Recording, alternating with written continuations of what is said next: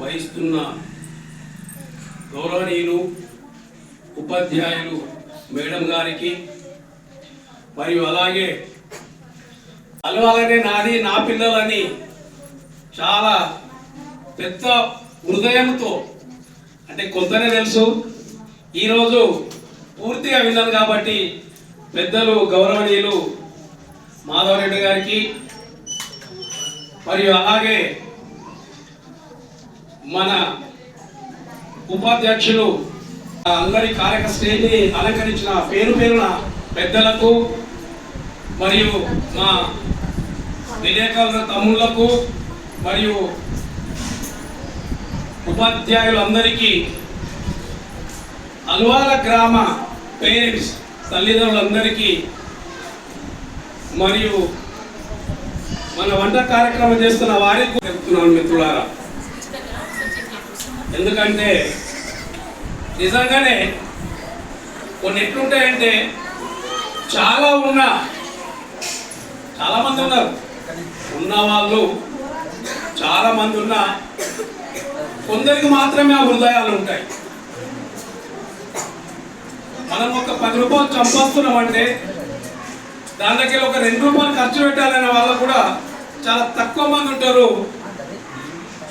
దాంట్లో ముఖ్యమైన వ్యక్తిగా నేను గౌరవనీయులు మాధవరెడ్డి గారిని మనస్ఫూర్తిగా మేము అభినందిస్తూ వాళ్ళని కూడా చూస్తూ ముందుకెళ్తామని కూడా ఈ సభాముఖంగా నేను తెలియజేస్తున్నాను.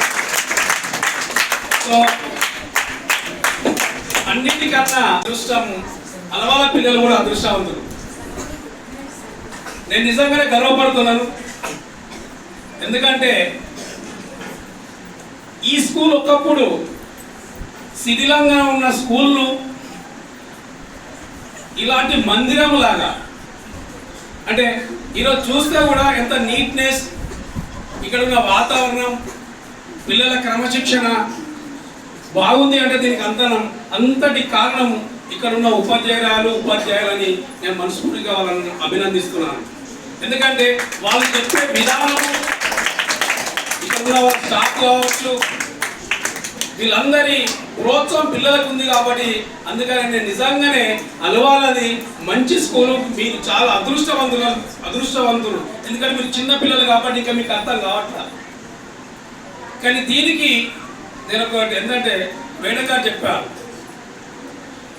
సార్ వాళ్ళ ఇంట్లో మేము సీసీ రోడ్డు శాంక్షన్ చేపిస్తున్నాం. మా కిష్టయ్య గారు, నేను, హర్షద్, రాజన్ అందరం ఉన్నాం. అనుకోకుండా మాధవరెడ్డి సార్ నేను కలవాలనే ఉద్దేశంగా, నా ఉద్దేశం వేరే. యాక్చువల్లీ మాధవరెడ్డి సార్ దానికి పోయింది కూడా నేను వేరే ఉద్దేశంగా పోయినా. అలవాల స్కూల్ నుంచి కలవడానికి అప్పటికేం తెలియదు. నాకు కాంట్రాక్ట్ ఉంది ఆల్రెడీ, సెక్యూరిటీ ఏజెన్సీ ఉంది కాబట్టి సార్ చైర్మన్ ఇండస్ట్రీ అని తెలిసినాక చలో ఏదైనా నాకు కూడా అవగాహన వెళ్ళాను. కానీ ఈ బట్టి ఏమంటారు పట్టు ఇరవని విక్రమార్కుడు చూడండి, ఆ ఉపాధ్యాయురాలు నాకు అక్కడ కలిసింది. మీ ప్రధాన ఉపాధ్యాయురాలు ఏదో అడుగుతుంది కదా, వదులుతుంది కదా అనుకున్నాను. ఇస్తానండి, ఎన్నో ఇస్తానండి, నేను కూడా మజాకున్నాను. దాని తర్వాత మెల్లమెల్లకు 6 నెలల తర్వాత మేడం గారు ఫోన్ చేశారు. 3 నెలలు అయింది అనుకుంటా గ్యాప్. సార్ మీరు అప్పుడేమో అన్నారు, నేను మర్చిపోయా, ఏదో అన్నారు సార్ కలిశాను, మర్చిపోయాను, అయిపోయింది.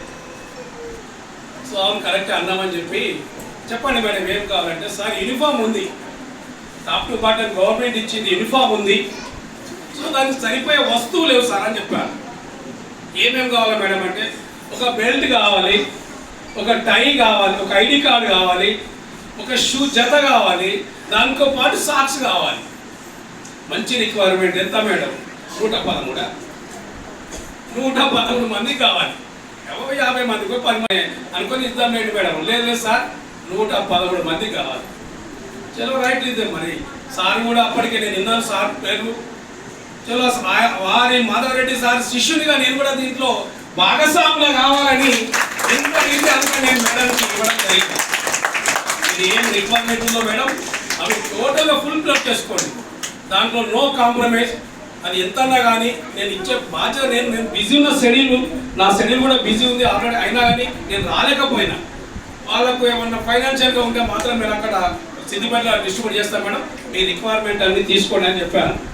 సో మేడం గారు ఇవన్నీ తీసుకొచ్చి ఈరోజు ఈ కార్యక్రమం చేయడం జరుగుతుంది. ఇది ఇక్కడ వరకు ఓకే. సో నేను రిక్వెస్ట్ చేయడం ఏంటంటే దీంతో పాటు ఎవరైతే ముందు వరుసలో కూర్చున్న నా ముందున్న పేరెంట్స్, స్వామి గారు మీరు ఇక్కడ నుంచి గుర్తుపెట్టుకోవాలి, వెనుక కూర్చున్న తల్లిదండ్రులకు నేను రిక్వెస్ట్ చేస్తున్నాను.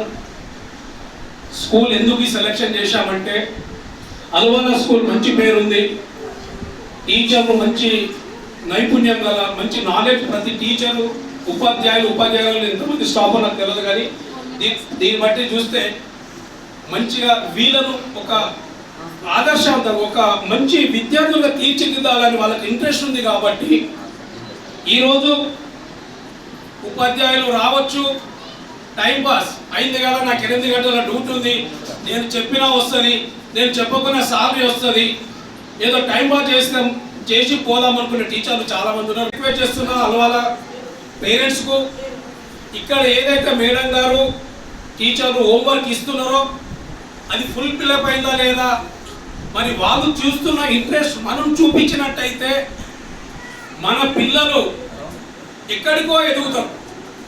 ఇవాళ చంద్రమండలానికి వచ్చింది కూడా మన పిల్లలే, చిన్న ఏజ్ కాబట్టి వీళ్ళని ఎటు మలిసిన ఎక్కడ మలిస్తే అక్కడ మలుచుకుంటారు. కాబట్టి వాళ్ళంతూ 8 గంటలు ఇక్కడ ఏదైతే ఉన్నారో వాళ్ళు చేస్తారు.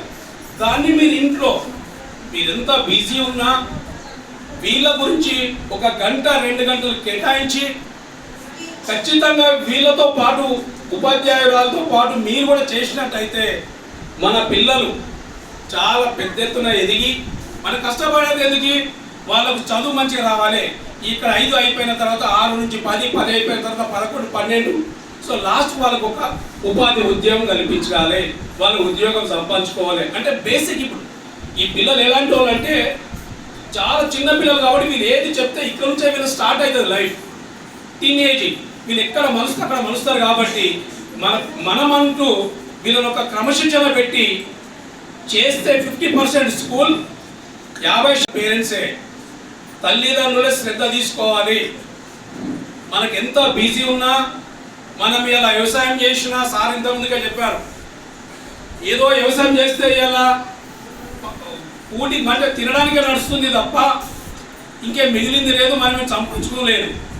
సో మనం ఆలోచించవలసింది ఏంటంటే మన కోట్ల రూపాయలు ముంగడ కూర్చున్నాయి కాబట్టి ఇదే మన కోటి రూపాయలు, ఇవే మన లక్షలు, ఇవే మన వేలు, వీళ్ళని గిట్ట తీర్చిదిద్ది వీళ్ళకు ఒక క్రమశిక్షణ పెట్టినట్టయితే వీళ్ళు రేపు ఉద్యోగం చేసి ఖచ్చితంగా మిమ్మల్ని రాస్తారని ఈ సందర్భంగా నేను వీళ్ళని ఆశీర్వదిస్తూ, మీ పేరెంట్స్ కూడా ఖచ్చితంగా దీనికి ఇంట్రెస్ట్ తీసుకొని ప్రతి మీటింగ్ అటెండ్ కండి.